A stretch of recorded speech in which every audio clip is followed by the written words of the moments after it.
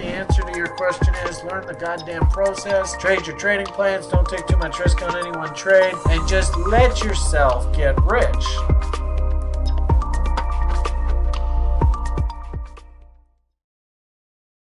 All right. Hello, everyone. You probably noticed I don't have my camera today. No camera.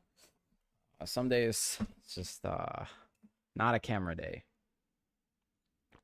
But you get to see the whole screen. And look at who we have here. The star, Roaring Kitty. That was the big thing this week.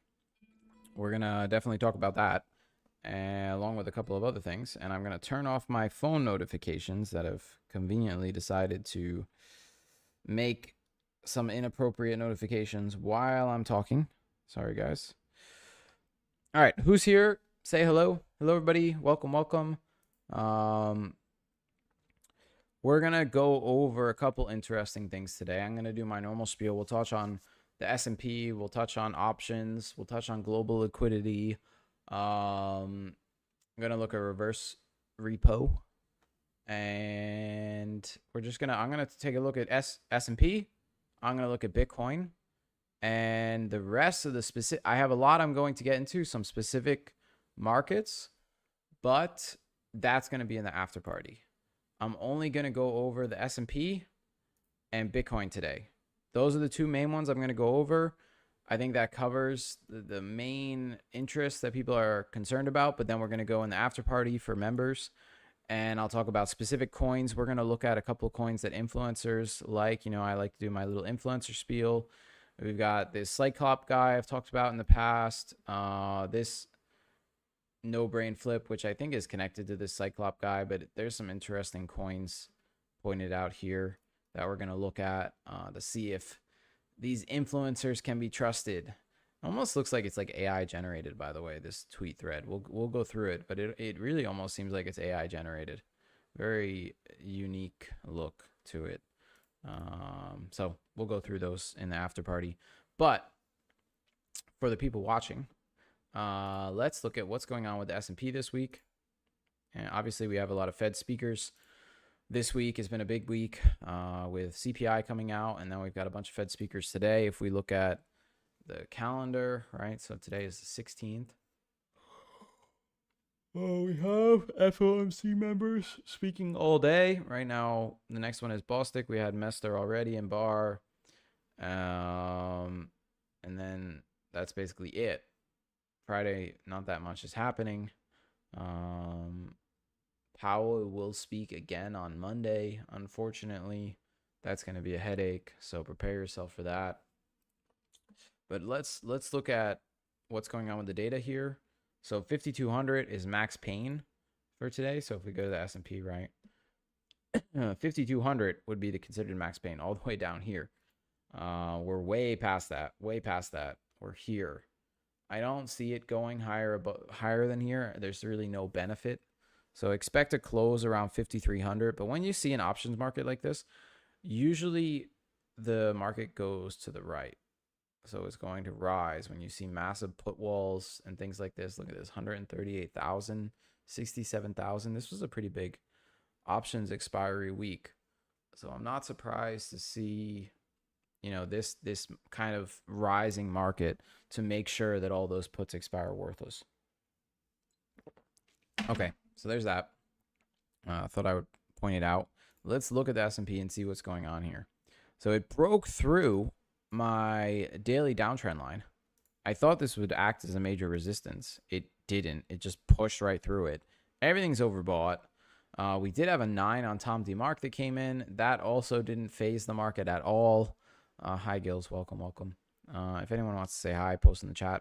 That's always good. Nothing seems to be stopping this market. I talked about being long before. I closed my longs here and here.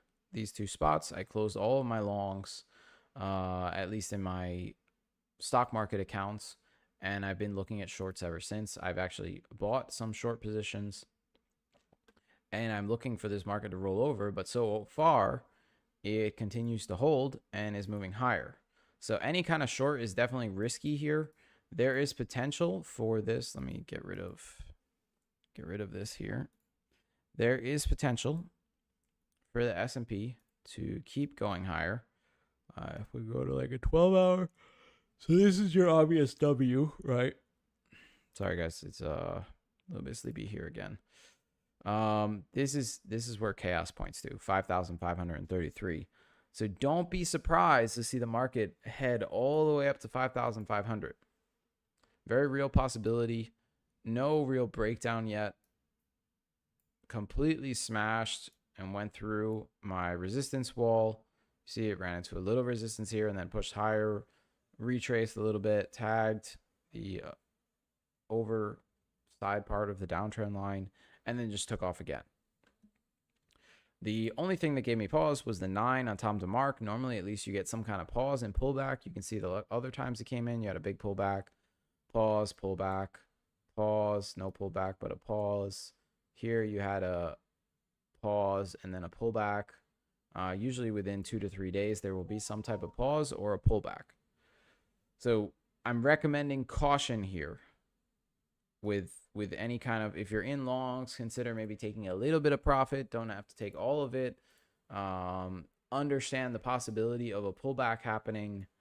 I'm watching this very closely until I see some kind of breakdown on RSI, though. I can't recommend any significant short positions. I am in a small one myself, but I'm not adding to it further until I see some kind of confirmation from these momentum indicators that we are going to have a bit of a pullback. So far, nothing. And it's just full steam ahead all the way up to the possible 5,500 target.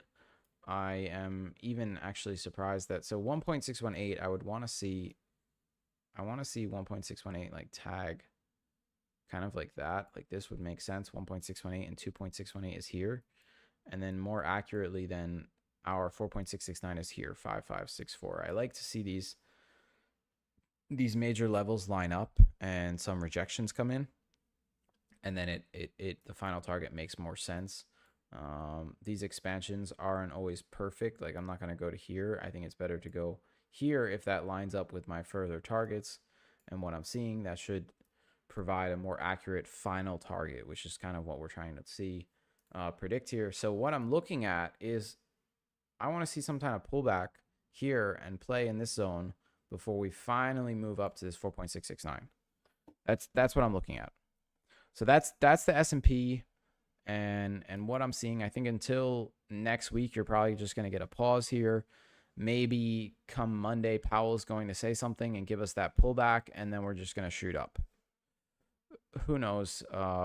It's anytime Powell speaks, you get massive volatility. It's just an excuse for the market to create volatility, which is what the market makers want, because the more people buy and sell, the more money they make from the fees. Hopefully that makes sense to you guys. Okay. Other thing, Bitcoin. Bitcoin took off. I was posting about this in our Discord for a while about how down here, the most likely move was Bitcoin to push to the upside because that's where the liquidity was. As long as there's not that much liquidity being pushed into the system, Bitcoin is going to continue to range and basically play in what is called PvP mode. And that's what it's doing. It needs to hunt for liquidity rather than make new highs. It's just hunting for liquidity on each side because there's not enough liquidity being injected into the market. I did read recently about China starting a liquidity injection program. I think if I can actually search it, China liquidity injection, see if there's any news. China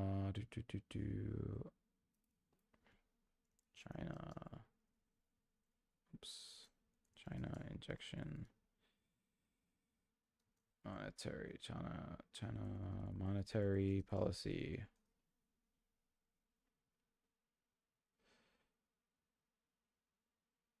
China key rate flat.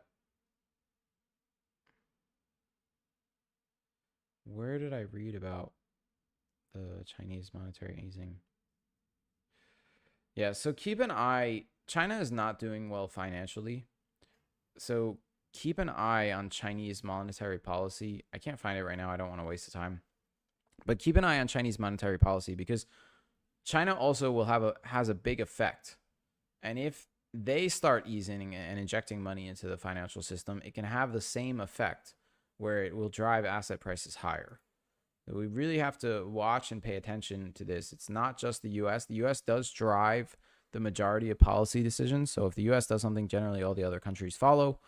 But I think China has grown to be big enough that you need to also pay attention to what the People's Bank of China is doing. I thought I'd point that out.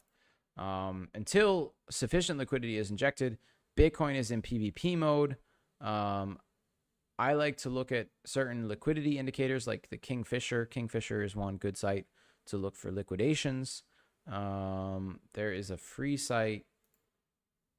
This one, Bitcoin aggregated liquidations. This shows you basically how many liquidations, how many people were liquidated, but it doesn't show you like liquidation levels. And that's the really useful thing for like future predictions.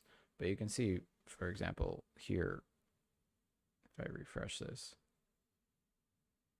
you can see who got liquidated where. So this move up, massive liquidations here, here, here, and it just continued until it topped out here. This was the top of the liquidation, and then they did one more here before they rolled over. You can kind of piece it together, right? If you go to the 4 hour. Look at this, 14 million, 11 million in liquidations. There haven't been this many liquidations since May 1st. So the biggest liquidations to the upside, actually May 3rd. Biggest liquidations to the upside in about 2 weeks. Normally it seems to happen in 2 week cycles where we get these big liquidations. And you can see how they went almost, I'm surprised they didn't go above this level and go to like 68 just to grab the liquidations to the upside. So that is what's happening with Bitcoin and what's going to continue to happen until we get some kind of liquidity injection, at least in my opinion. In the short term, where do I think Bitcoin's going to go? I think we're going to get a bit of a pullback. It looks like it's kind of formed an M top and it's rolling over. So you can predict that possibly we pull back to 38.2, 64,628, and even possibly 61.8. So anybody that was a late long is going to get killed here. Late longs are anyone that basically went long above 65,500. On a daily chart, I think Bitcoin looks good. It does look good from a long-term perspective. Like this is a clear breakout level.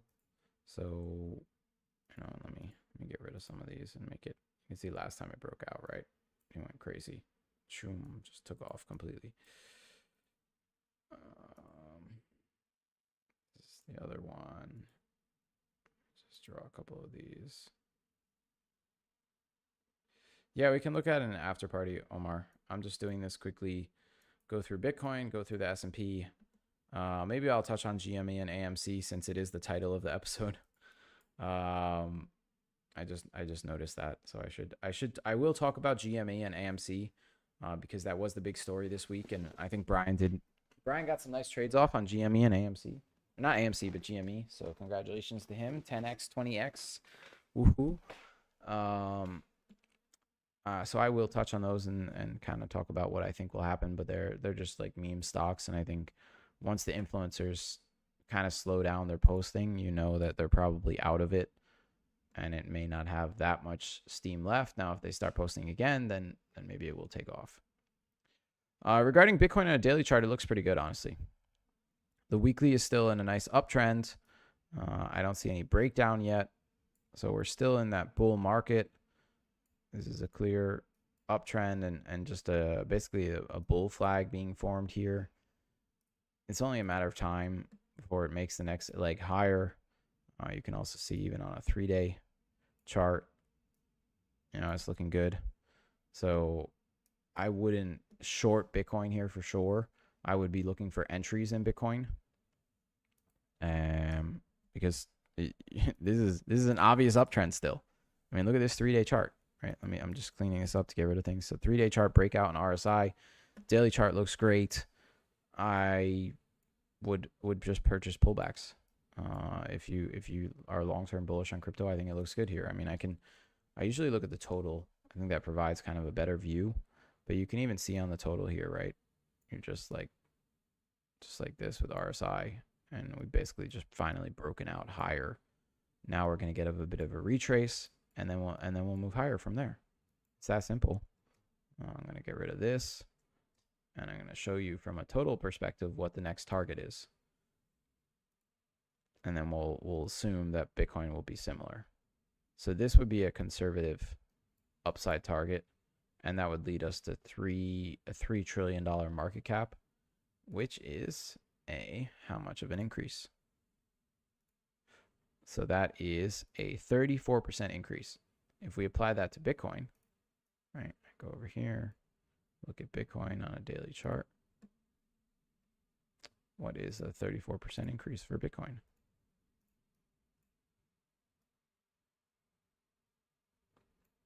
And I think this is probably going to be like the final move for a while, and we'll take a big break after that.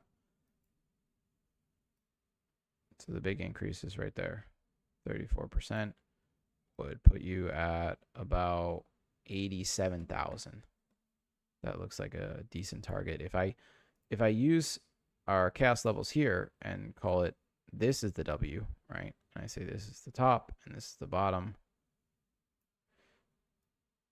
You can see that it's similar. Chaos is saying 85, while my 34% increase is basically saying 87. So somewhere in that level, 85 to 87 is a likely target for this breakout. That's what I would look at. Yeah, it looks good from a bull perspective to me, but I need to see some liquidity injection. I do want to see that.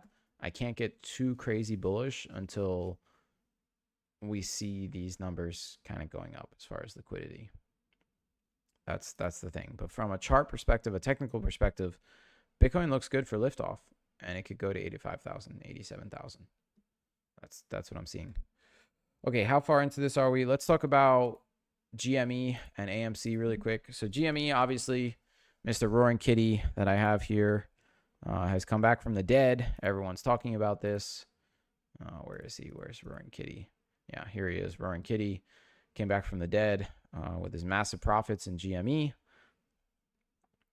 Good to see him back. Hopefully you guys made some profits from this. I know I made a little bit of profits. Brian did a 10x and a 20x. You can see on the daily how we hit a 9 and we just immediately reversed. So the question is, where do we go from here? Technically, GME's uptrend is still intact. It's still intact here. This didn't break down.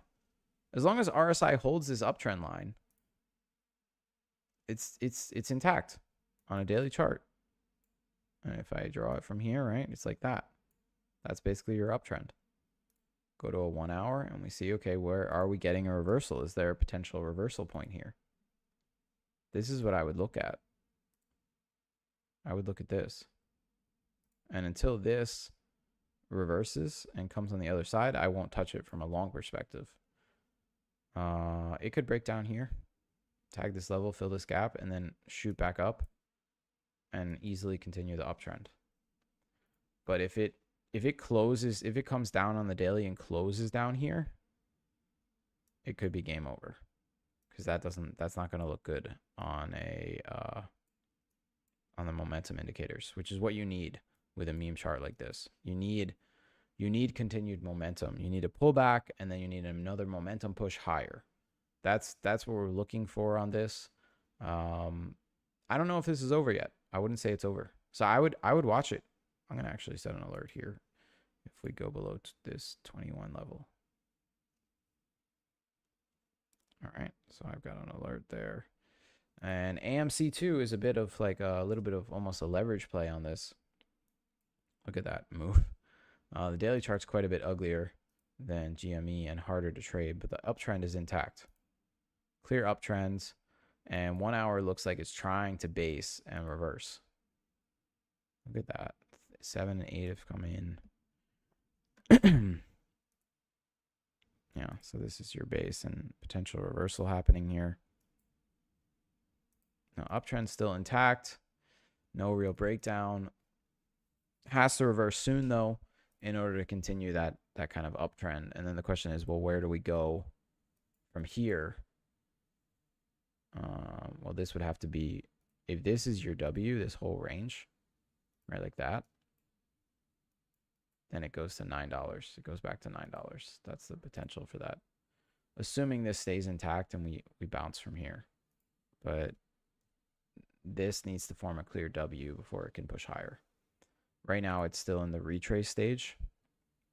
And yep, so if I draw it even on a 5-minute chart, you can look at this easily. So you see, here's your second high, and then there's your rejection. You want to see RSI move on the other side and create a W, push higher, and then you can consider longs. I think that's a lot safer. There's your downtrend too, trend line. You see that rejection? Oh, pretty obvious in my opinion. I'm actually going to make a alert on the cross of this trend line once per bar close, since it's just a 5-minute chart.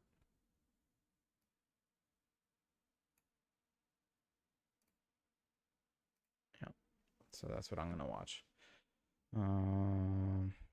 Yeah, well, that's AMC. Wait for a cross of this trend line at least before you consider any longs. Until then, we're still retracing. Same for GME. I would just keep an eye on them.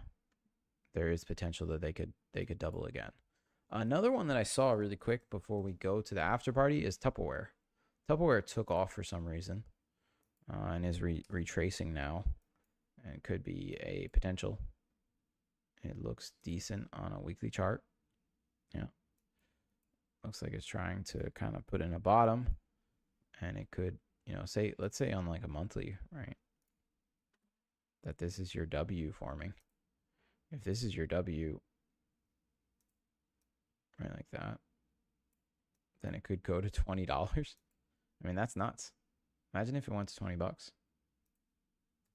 and you're long from $1 or $1.50. That would be great. Right now, it looks like it's retracing, but you know, the daily doesn't look bad. It looks bullish still. So, you know, very similar to GME and AMC. If you want another kind of almost like a meme name, Tupperware is another one. That's probably why it spiked. People were speculating on what else could move higher. Okay, I think that's it for the public show. I went through the S&P. I went through Bitcoin. The rest of the market should kind of follow these. But in the after party, I will go over any names that you guys want to talk about. And I'm going to look at these influencer picks. So we've got this Chainmine guy who talks a lot about OpenAI and AI tokens that he thinks they're going to go 100x. We're going to look at, is it possible that these could even go 100x? Are these red flag picks, or do they look good? We're also going to look at this Cyclops guy. Both of these people have a lot of followers. I think this Chainmine guy has like 100,000 followers, and the Cyclops has like 450,000 followers. Yeah, 454,000 followers. So a lot of people follow him. I think I talked about him once before. So I just want to look at some of these newer picks that he's come out with from May 13th related to the real world asset sector, AI again, Omnichain, and GameFi. So we're gonna look at 10 coins that he talked about in this little influencer pick, and we're gonna look at it from a technical perspective and see, can these really go 10 to 100x like he's saying? He keeps talking about his 5K portfolio becoming 250K. 5K portfolio now equals 250K by 2025. He's saying, if you follow his picks, how much of an increase is that? 5 times. If I go up 1,000%, 10,000%. He's saying, basically, if you start with 5,000, your portfolio would have to go 1,000. 50x. He's saying on average, you're going to get, these coins are going to go 50x, basically, to get that 250K portfolio from 5K. So we'll see. We'll see if it's even possible, or is this absurd and just marketing? I think in a way, it's probably just marketing. He seems to be in the business of growing his Twitter. But I'm curious to find out. All right. Thank you guys for watching, and I will hopefully see all of you in the after party. If you're not a member, free trial right in the description. Come on over. We talk and communicate a lot in the chats. And I'll answer and look at any stocks you guys want. Omar, I'll look at PLG in the after party. All right. Bye, guys. See you there.